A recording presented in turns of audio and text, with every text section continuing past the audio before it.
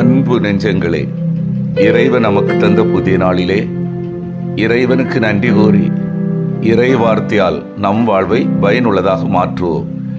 இறைவன் நம் அனைவரை நிறைவாக ஆசீர்வதித்து பாதுகாத்து வழிநடத்துவாராக.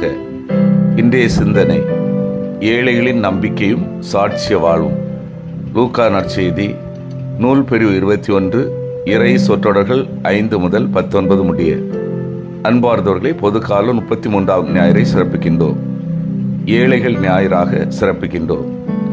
மனித சமூகம், குறிப்பாக கிறிஸ்தவ மக்கள், ஏழைகள், துன்புறும் மக்கள், புறக்கணிக்கப்பட்டவர்கள் ஆகியோருக்கு கருணையுடன் அணுக வேண்டும் என்பதை இன்றைய நாள் நினைவூட்டுகிறது.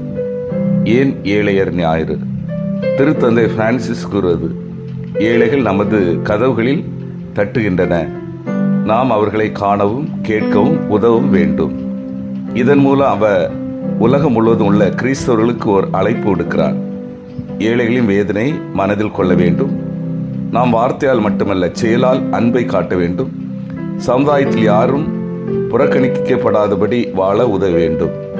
இன்றைய நாள் ஒரு விழா அல்ல, ஏழையுடன் நட்பு, அன்பு, சேவை கொண்ட ஒரு ஆன்மீக நாள். ஏழை என்பது ஒரு எண் அல்ல, அவர்கள் நம்முடைய சகோதர சகோதரிகள்.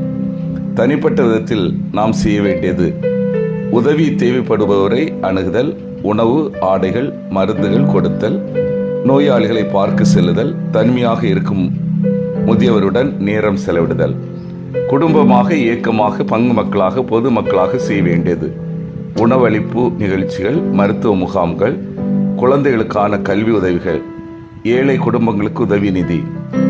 ஏழைகளுக்கு வாழ்க்கையில் பல குறைபாடுகள் இருப்பினும் நம்பிக்கையோடு கடவுளை அணுகிறார்கள், காத்திருக்கிறார்கள். ஏழைகளின் நம்பிக்கையின் முக்கியத்துவம் சமுதாயத்திற்கு உணர்வு கொடுக்கிறது, அநீதிக்கு எதிராக குரல் கொடுக்க தூண்டுகிறது, நாமும் கருணையில் வளர்வதற்கு வாய்ப்பு தருகிறது. மனித குடும்பம் ஒன்று என்பதை நினைவூட்டுகிறது. திருத்தந்தை பிரான்சிஸ் அடிக்கடி கூறுவது, ஏழைகள் தேவாலயத்தின் இதயம். அவர்கள் நம்பிக்கை நமக்கு பாடமாக இருக்க வேண்டும். அவர்கள் எப்போதும் எளிமை, கடவுளை நாடும் மனம், பகிர்தல் ஆகியவற்றில் முன்னிலையில் இருப்பார்கள். அவர்களின் நம்பிக்கை நமக்கு நினைவூட்டுவது, கடவுள் எப்போதும் ஏழைகளின் பக்கம் நிற்பவர். கிறிஸ்தவ பார்வையில் நம்பிக்கை, இறைவன் கருணை மீது நம்பிக்கை, நீதிக்கான நம்பிக்கை, மனிதரின் நல்லுணர்வு மேல் நம்பிக்கை, மனிதநேய பார்வையில் நம்பிக்கை, தங்கள் உழைப்பில் பலன் மீது நம்பிக்கை, மாற்றம் என்பது உண்டு என்ற நம்பிக்கை, சமூக உதவி மீது நம்பிக்கை. இந்த ஞாயிறு இறுதி காலம், நீதி நாள் மற்றும் ஆண்டவரின் வருகைக்காக தயார் வாழ்க்கை குறித்து சிந்திக்க அழைக்கப்படுகிறது. இன்றைய நாள் வாசகங்கள் ஆண்டவரின் நாளை குறித்து பேசுகின்றன. இன்றைய காலகட்டத்தில் ஆண்டவரின் நாளை குறித்து ஒவ்வொருடமும் ஒவ்வொரு விதமான புரிந்துணர்வு இருக்கிறது. அந்நாள் அண்மையில் இருப்பதாகும்.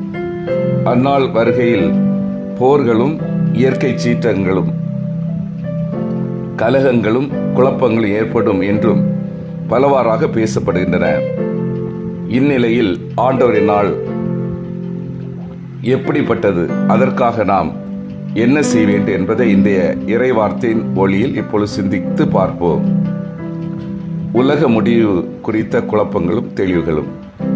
நற்செய்தி வாசகத்தில் ஒரு சில எருசலேம் திருக்கோயில் எப்படி அழகுற கட்டப்பட்டிருக்கிறது என்று பேசிக் கொண்டிருக்கும் பொழுது இயேசு அவர்களிடம் அது எப்படி அழிவுறும் என்பதையும், அதை தொடர்ந்து என்னவெல்லாம் நடைபெறும் என்பதையும் சொல்லிவிட்டு, இறுதி வரை மன உறுதியோடு இருந்து உங்கள் வாழ்வை காத்துக்கொள்ளுங்கள் என்கிறார்.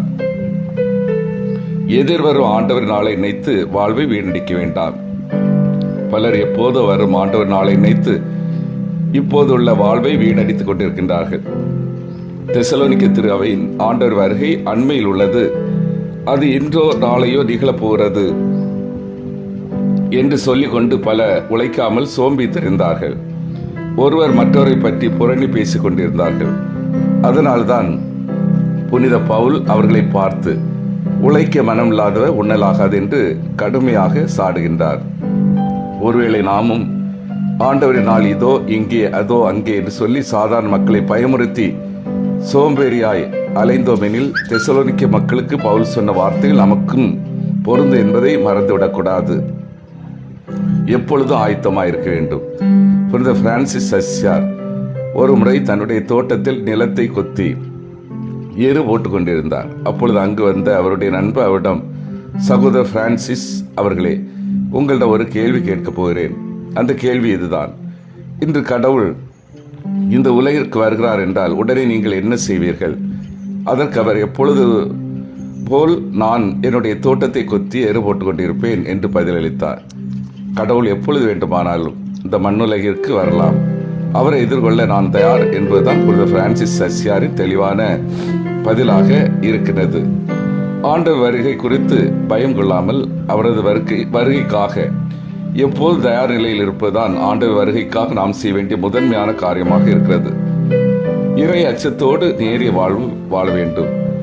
ஆண்டவர் வருகைக்காக நாம் செய்ய வேண்டிய இரண்டாவது செயல் என்னவென்றால் இறை அச்சத்தோடு வாழ்வதாகும். இறைவாக்கிய மலாக்கி நூலிலிருந்து எடுக்கப்பட்ட இன்றைய முதல் வாசகத்தில் இவ்வாறு வாசிக்கின்றோம்: சூளையை போல் எரியும் ஆண்டவரின் நாள் வருகின்றது, அப்போது ஆணவக்கார கொடுமை செய்வார் இவரும் அதனுள் போடப்பட்ட சருகாவ.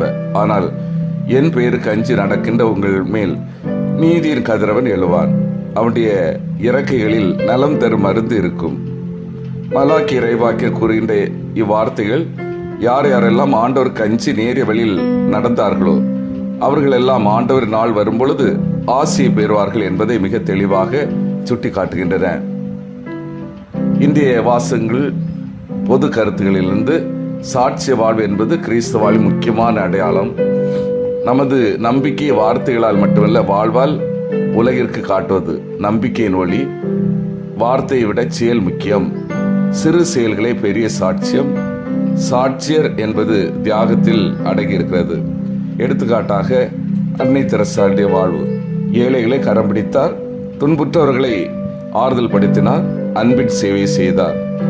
எளிமையான சாட்சிய வாழ்வின் நடைமுறை: தினசரி சிறு நன்னடத்தை, நன்றி கூறும் மனம், தேவையற்ற தீர்ப்பு, பிறருக்காக நேர ஒதுக்கி செயல்படுவது. சிந்தித்து தியானித்து செயல்படுவோம். ஏழைகளிடம் இயல்பாக நான் நட்பு கொண்டு சேவை செய்யும் மனநிலை என்னிடம் உள்ளதா? இறைவன் எனக்கு தந்த வரங்கள், கொடைகள், திறமைகள் பொது நலனுக்காக மனமகிழ்வோடு பகிர்ந்து கொள்கின்றேனா?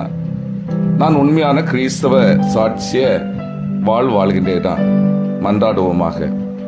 வல்லமிக்க இறைவா, நாங்கள் அனைவரும் ஏழைகளிடம் இயல்பாக நட்பு கொண்டு சேவை செய்யவும், இறைவன் எங்களுக்கு தந்த வரங்கள், கொடைகள், திறமைகள் இவற்றையெல்லாம் பொது நலனுக்காக பகிர்ந்து கொள்ளவும், நாங்கள் உண்மையான கிறிஸ்தவ சாட்சிய வாழவும் வரம் தாரும். ஆமீன்.